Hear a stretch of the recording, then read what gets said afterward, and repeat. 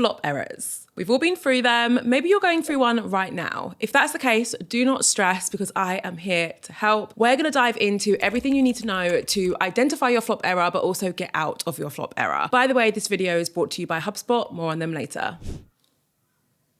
Are you eating my...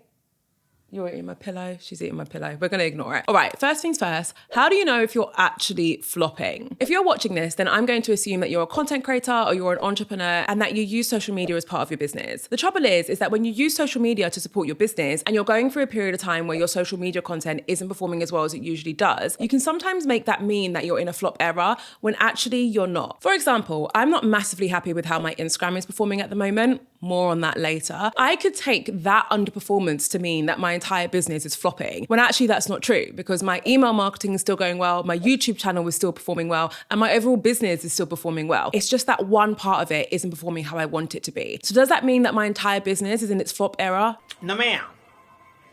No ma'am. Does it mean that my Instagram channel needs more attention? Yes. So the first thing that I want you to do if you think that you're going through a flop era is to actually identify what part of your business or your social media presence is actually flopping, because I'm willing to bet it's not all of it. The next thing I want you to consider when it comes to this topic of flop errors are seasons. Now, I've been doing this for a few years now, and I can honestly say that I've only now reached the point where I can identify different seasons for my content throughout the year and how these seasons will impact the performance of my content. For example, in summer, everyone's outside living their best lives, and I love that for all of us. That does mean that my content doesn't usually perform as well in the summer months, and that's okay. She's going in my pockets because she's trying to get a treat. I don't have any treats, babe.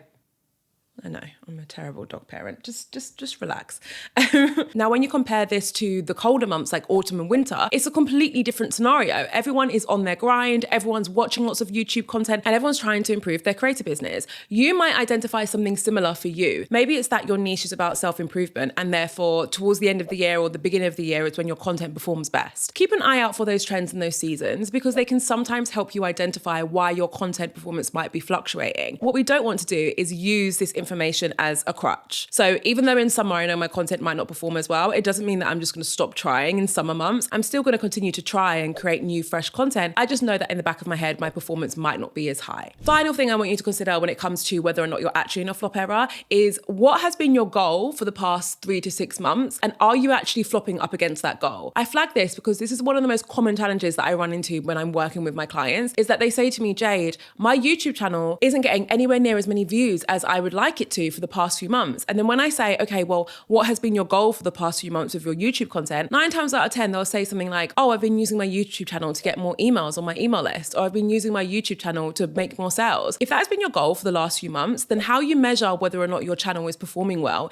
is up against that goal. If I give my Instagram channel as an example, my focus for the past year or more on Instagram has been engagement and community building. So when I look at my Instagram channel now and I'm like, well, the reach isn't as high as I'd like it to be, it's like, well, no duh, because I've been focusing on engagement. So you have to take into account what your goal has been when you're thinking about whether or not your channel is flopping. All right, so before we talk about how you're going to fix your flop error or exit your flop error, let's talk about things that you can do to avoid getting into a flop error in the future. Now, obviously keep in mind that flop errors are going to come to all of us because social media growth just isn't linear. It doesn't just go like this, well, for most of us. So flop errors will come and go, but there are some things that you can do to mitigate the chance of you entering another flop error in the future. The most important thing to note for this conversation is that flop errors can often be triggered by a lack of fresh content. A lot of us fall into the trap of creating content which worked well at some point in time and then continuously replicating it without ever refreshing our strategy and producing something that's more new. Now, if that sounds like something that you might be doing, I do have a free resource that's going to help you. The resource is HubSpot's Social Media Trends Report. The report will give you everything that you need to create a winning social media strategy in the year ahead, and it features an exclusive look into how people engage across social media. My favorite section of this report is the section which is all about AI.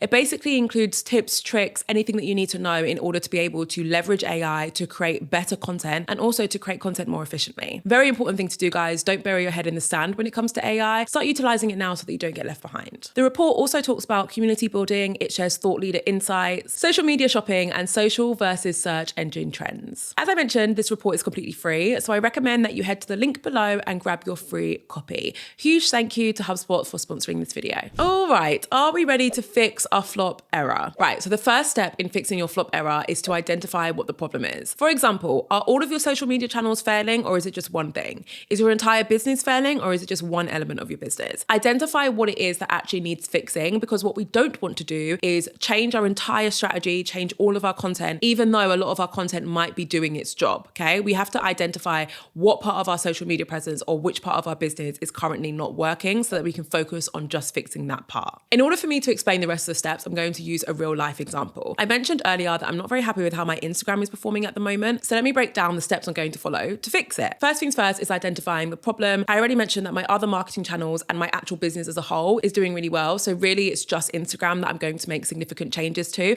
I'm not going to go ahead and rip my entire business and social media strategy apart when that is not what it needs. So now that we figured out it's Instagram, which is the problem, I'm now going to dig a bit deeper to try and figure out what part of Instagram I'm not happy with. I already alluded to this previously. I'm not happy with the reach, but my true engagement is actually pretty good. Now, when I say true engagement, what I'm referring to is the percentage of people who are engaging with my content based on how many people are actually seeing them. This is a more specific way of identifying your engagement, because you're actually working out, okay, if 10 people saw my post and 5 people liked my post, that's actually 50% of those people who engaged with it. So it's a really great way for you to figure out, of all the people who are seeing your content, how many are actually responding well to it. This is a more advanced Instagram formula, and I actually have a whole masterclass on these like advanced formulas available inside my membership, The Collective, so I'll link to it below in case you want to check that out. So anyway, when you look at my true engagement for my content, it ranges between 30 to 50%, which is really, really high. That means between 30 to 50% of the people who are seeing my content are engaging with it. The issue is that not enough people are seeing it. Like, that's where the problem is. So now I've identified what social media channel is the problem, but also what part of that social media channel is actually the issue, which for me is currently the reach. I'm going to use that information to map out my goal. So my goal moving forward now is to flip from focusing on engagement to focusing on reach. And this is going to massively influence the type of content that I'm sharing. Previously, I was creating a lot of content which I thought would spark an emotional response to people and which would get people to comment and engage with me in the comments. And that was working.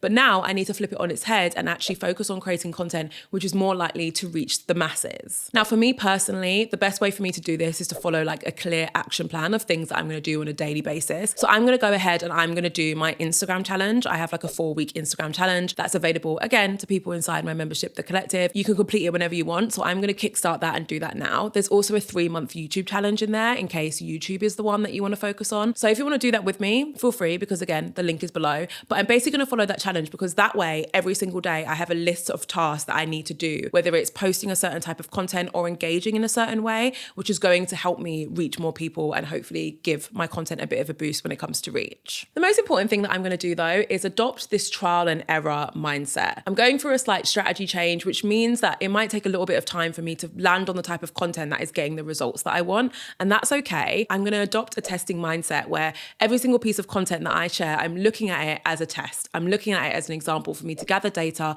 on what's working and what's not. So I'm not going to get bummed out if something doesn't quite work the way that I want it to. I'm merely going to see it as a great way for me to gather more data on what might work. Okay, my loves, I really hope you found this video useful. Do not forget to grab your free copy of HubSpot's social media trend report. If you feel like hanging around, I recommend watching this video. It's all about my top tips for growing your brand using social media. Thank you so much for watching as always. I cannot wait to see you in my next video.